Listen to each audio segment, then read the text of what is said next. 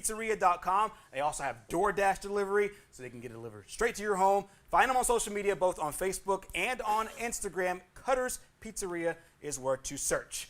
Well, joining us here on the Pigskin Roundup on our set with Anna Catherine and I is Mark Everett Kelly. Mark was at kind of the second game of the week, so to speak. Jacksonville and Handley, two teams that obviously coming into this vying for that top spot in the region. The Handley Tigers, the number one team in the state of Alabama. And you saw an entertaining game in the first half, which didn't really necessarily play out with the final score. Yeah, I mean, it's funny. Jacksonville comes into this game after blowing that big lead last week, and I think maybe that was on their mind a little bit. Right. I don't know. We'll see with the highlight, but they had that momentum going. They know they could play. They played with Piedmont most of last game. They had that momentum coming in. So now they get to face the defending state champion Handley, who's in their region. They are also undefeated. They're looking to start 5-0 for the second straight season. This game got off to a quick start for Handley. Handley can really run the ball. Jamarius Haynes running up here. I mean, this looks like a walkthrough in practice. 65 yards untouched. I don't think anybody still touches him. He gets into the end zone. 7-0 Tigers. The momentum turned, though, later in the first half. Haynes fumbles, recovered by Jacksonville. From then on, it was all Jacksonville. The very next play, Jim Ogle, who had combined for 758 yards and 8 touchdown passes over his last 3 games, entering this game, hits Kydrick Fisher for a long game, setting up this. Ogle now scrambling, almost intercepted on this. Looks like it's going to be intercepted, but it's not. Lands in the hands of Quintavious Long, tied at 7. After stopping Handley on their next possession.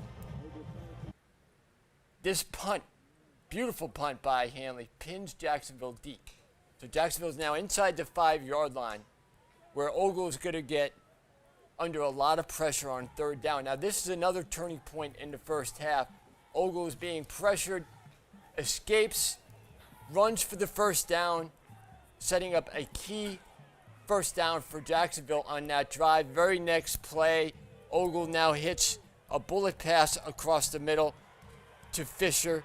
This puts them inside territory there. Taj Morris takes it in from 3 yards, 14-7 Jacksonville. Jacksonville then with an onside kick recovers it, and they finish the first half with this Taj Morris from 25 yards out. 20-7 Jacksonville. They look like they're dominating, but again they fall apart in the second half. They get outscored 28-0 in the second half. 263-56. They were outgained in the second half, and Handley goes on to win. By this highlight, you'd think Jacksonville was running away with it. That's right. But Handley winds up coming to win.